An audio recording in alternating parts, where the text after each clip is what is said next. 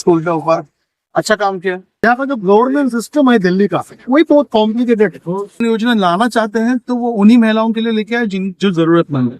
Hospital बहुत अच्छा। पानी पानी के ऊपर तो बहुत बढ़िया काम किया। आर पे गंदा पानी आ रहा है, नाले का पानी आ रहा है। नहीं पानी बढ़िया आता है, कोई ये गलत चीज है। बिकॉज पानी जो आता है वो आरओ रेगुलेशन सिस्टम से आता है, कहीं नाले से वगैरह आता नहीं है। उसको बेसिकली प्रोसेस किया जाता है तब पानी छोड़ा जाता है।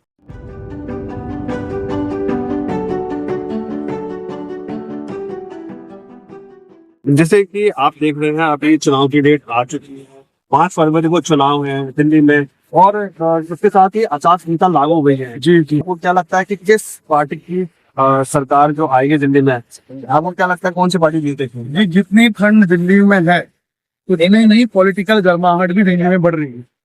और ये पॉलिटिकल गर्माहट हमें पता है कि दिल्ली में हवा आम आदमी पार्टी के चल रही है।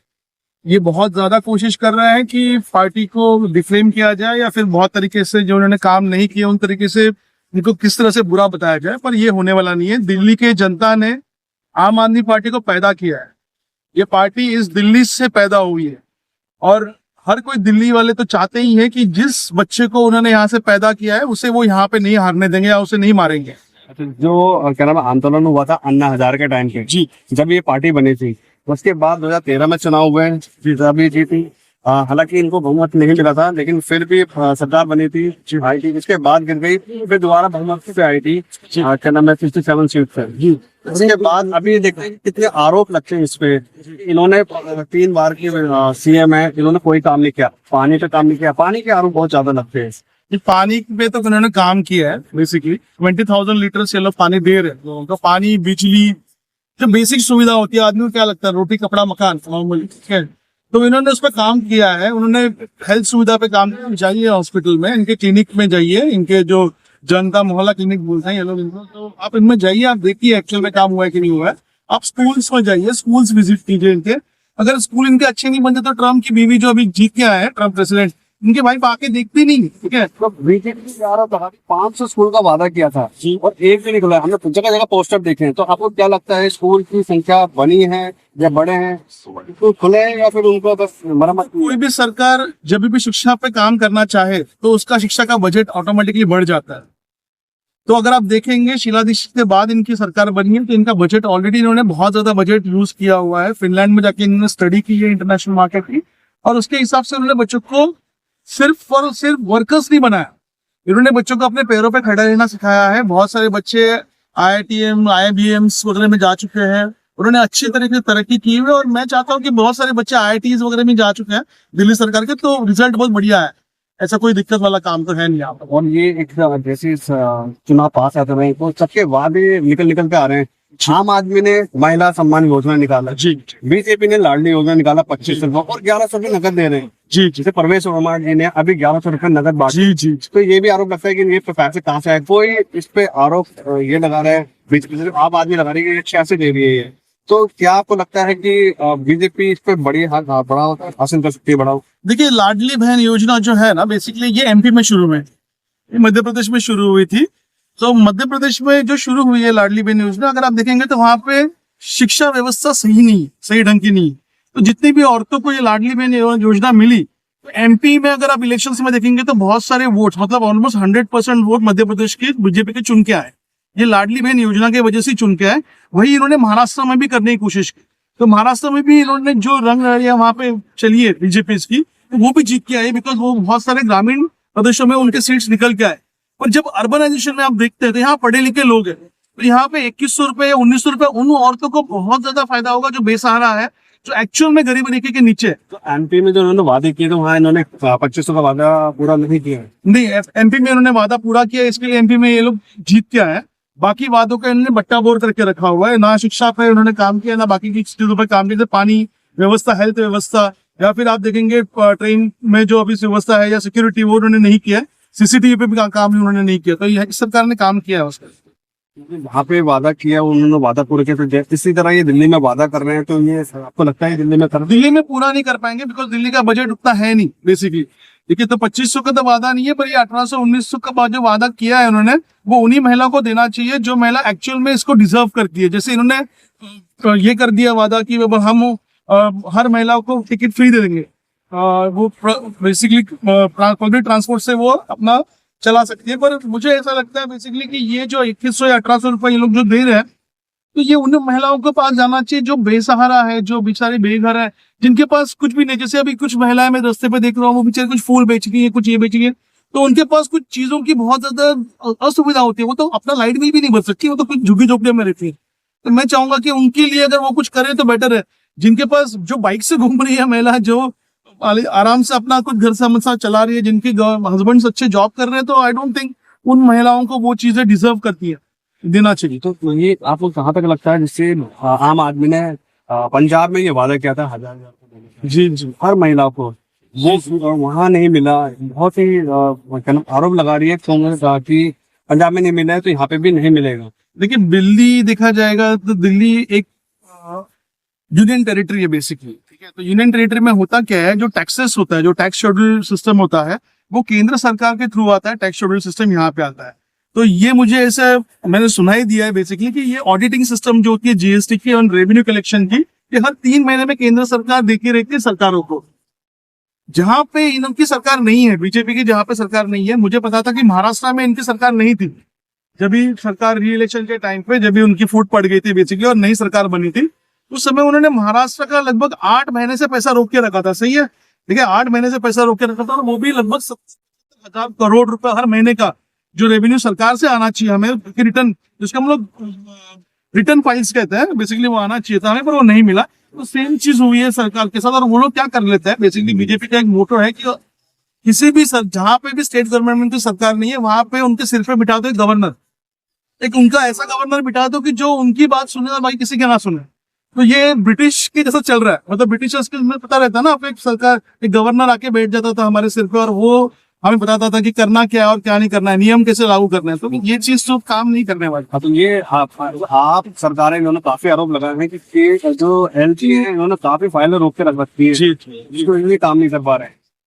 देखिए, मैंने आपको पहले ही कहा कि ये यूनियन टेरिटरी है, ये पूरा दिल्ली स्टेटहुड नहीं है बेसिकली। तो स्टेटहुड नहीं होने की वजह से प्रॉब्लम क्या है कि आप जो रेजोल्यूशन बनाते हो पिछली कॉन्स्टिट्यूंसी में, तो रेजोल्यूशंस को पास करने के लिए आपको केंद्र सरकार की परमिशन लेनी पड़ती है, because this is highly security grade property. ये जो डिवाइन प्रॉपर्टीज बोलते हैं हम लोग इसे। दिल्ली ये दिल वालों का शहर है, तो इस दिल वालों का शहर के ऊपर केंद्र सरकार जैसे गवर्नर है, पहले ब्रिटिशर्स राज करते थे, वैसे अभी ये लोग भी राज कर रहे हैं। तो वो ऑब्वियसली हो नहीं सकता, आपको फुल स्टेट देना पड़ेगा, तब ये चीज बन के आएगी बात। तो आपको क्या लगता है कि तख्ता पलट होगा या मौजूदा सरकार ही जीतेगी? देखिए, जैसे अभी कांग्रेस बीच में कूद चुकी है, पहले कांग्रेस का कोई नामो निशान नहीं था, पर कांग्रेस कूद चुकी है और बहुत अच्छी तरीके से भी कांग्रेस उसका प्रचार कर रही है। मुझे ऐसा लगता है कि तख्ता पलट तो नहीं होगा। आम आदमी पार्टी का जन्म इस धरती से हुआ, इस पावन धरती से हुआ है, जो कि जहांगीर से लेके सब चाहते हैं कि इस पे रूल किया जाए। तो मुझे नहीं लगता आम आदमी पार्टी को जन्म दिया इस दिल्ली ने, तो दिल्ली तो इनको नहीं हराएगी। योजना में 2100 रुपए आम आदमी दे रही है और 2500 रुपए बीजेपी दे रही है। मैं नॉर्मली ये सम्मान योजना की बात कर रहा हूँ जो पार्टी ने घोषित किया है, पर मैं चाहता हूँ कि वो योजना उसी महिलाओं को मिले जो जरूरतमंद। महिला सम्मान योजना तो सभी के लिए है, क्योंकि जो अरविंद केजरीवाल की सरकार है वो सभी के लिए सोचती है, चाहे अमीर हो चाहे गरीब हो, वो सबके लिए सोचती है। जैसे बस की यात्रा फ्री है, सभी के लिए फ्री है, बिजली बिल फ्री है, सबके लिए 200 यूनिट फ्री है जी। उस प्रकार से अगर आप देखेंगे तो क्या इन्होंने जो डिसीजन लिया है 21 रुपए देने का, क्या वो बजट के अंदर बैठेगा? मुझे नहीं लगता ये बजट के अंदर बैठने वाला है। अगर आप हर औरतों को 2100 रुपए देने की योजना बनाएंगे, जैसे महाराष्ट्र में भी ये हुआ, तो महाराष्ट्र में होने के बाद महाराष्ट्र ने उसको रेफरेंडम लेकर आया कि जिसके पास 2 व्हीलर्स है उनको नहीं मिलेगा, जो आईटी रिटर्न फाइल कर रही है उनको नहीं मिलेगा, ठीक है। तो हमें ये चीज इनको लाना पड़ेगा, तो वो उन लोगों को देना चाहिए जो लोग एक्चुअल में उसको डिजर्व करते हैं।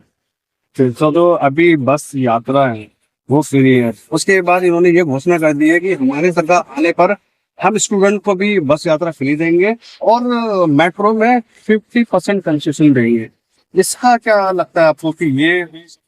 देखिए, मेट्रो और बस योजना ये सरकार की स्टेटहुड योजना होती है। तो स्टेटहुड योजना में क्या होता है, बेसिकली ये बजट दिया जाता है, ये कमाने के लिए नहीं होते। This are not profit making businesses like school, colleges, health व्यवस्था, आपके एजुकेशन व्यवस्था। जब कोई भी सरकार इससे पैसा बनाने के बारे में सोचे तो आपको हमेशा याद रखना चाहिए कि वो कोई ना कहीं चोरी कर रही है। तो ये प्रॉफिट मेकिंग योजना ही नहीं है, ये जनता का पैसा है, जनता को वापस जाएगा। तो इसमें कोई अलग चीज नहीं है कि जनता का पैसा है तो उनको वापस मिलना चाहिए। रिवर जो है उसको क्लीन करने का वादा था 22 तक, देखिए यमुना रिवर तो सिर्फ दिल्ली से गुजरती है बेसिकली, वो तो हरियाणा से बहुत सारे स्टेट से आती है, तो सिर्फ दिल्ली का काम नहीं है कि उसको रिपेयर किया जाए, वहां से भी उसको आना चाहिए। जो आरोप लगते हैं वो आरोप मुझे नहीं लगते वो सही वो देखिए, वो जो आम आदमी पार्टी के जो नेता है केजरीवाल जी, उन्होंने ये बात मानी है। उन्होंने उसके पहले ये बोला था, ये वादा किया था कि यमुना साफ करेंगे, लेकिन वो नहीं कर पाए। उसका कारण नहीं बताया उन्होंने। 2020 को कोरोना आया तो 2 साल उसमें चले गए। उसके बाद जो है इन्होंने अंदर डाल दिया ये सबके एक करके नेताओं को, तो उसमें उनका टाइम काम ही नहीं करने देते। जैसे कि आप ये अपने हाथ पैर बांध के आपको बोलेंगे स्विमिंग पूल में डाल देंगे, बोलेंगे तैरो, तो तैर सकता है क्या? यहाँ का जो गवर्नमेंट सिस्टम है दिल्ली का, वही बहुत कॉम्प्लिकेटेड है। ये यहाँ के लोगों को आवाज उठानी चाहिए। ये देखिए एनडीएमसी का एरिया वो सेंट्रल गवर्नमेंट के पास है, कि जो न्यू दिल्ली कॉर्पोरेशन में आता है, न्यू दिल्ली कॉन्स्टिट्यूंसी में आता है, वो एनडीएमसी। तो जो आप ये कह रहे हैं जहाँ पर बीजेपी की सरकार नहीं है वहां पर बीजेपी उस स्टेट में काम करने नहीं देती। जैसे दिल्ली ले लो, पंजाब ले लो, उसके बाद इन्होंने महाराष्ट्र की सरकार को गिराकर फिर अपनी सरकार बनाई, तेलंगाना में अपनी सरकार बनाई। सो ये क्या नाम है, आप ये बोलना चाह रहे हैं कि जहाँ पर बीजेपी की सरकार नहीं है वहां पर इन्होंने कोशिश की काम ना करने दें और सरकार को गिराकर हम अपनी सरकार बनाए। ऑफकोर्स यही किया उन्होंने। वो दिल्ली जो मोदी शाह की जो गवर्नमेंट चल रही है, वो फेडरलिज्म को खत्म कर रही है। उनको जो चाइना में वन पार्टी जो पॉलिटिक्स है वो यहाँ पे लाना है उन्हें, बस उनका मकसद वही है। तो ये गलत, ये डेमोक्रेसी कौन सी भी हालत में नहीं है, ऑटोक्रेसी चल रही है। अभी के जो इलेक्शंस हुए आप देखिए, हरियाणा का देखिए, महाराष्ट्र देखिए, वो भी रिग किए हुए इलेक्शंस है। क्योंकि हरियाणा में 1.5 घंटा बीच में इलेक्शन रोका गया था, वो 1.5 घंटे में से वो ऊपर नीचे किया गया।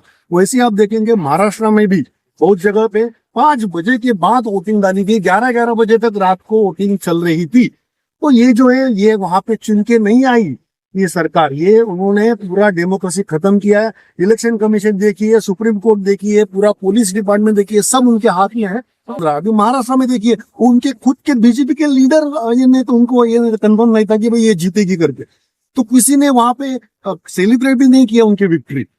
तो ये बात पब्लिक को भी समझ में आ रही। तो एक आधा स्टेट होगा, दूसरा स्टेट होगा। अभी हो सकता है अगर दिल्ली में भी ऐसा कुछ हुआ कि भाई बीजेपी आ गई, मतलब कोई सोच भी नहीं रहा था, लेकिन बीजेपी को 70 में से 65 सीट मिल गया, सपोज ऐसा होता है कल, तो पता नहीं पब्लिक रास्ते भी आएगी। फिर जो बांग्लादेश में हुआ, श्रीलंका में हुआ, वो यहाँ हो सकता है। मतलब अगर वो सत्ता में आ गए तो जितनी भी सुविधाएं हैं फिर सर वो बंद कर देगी।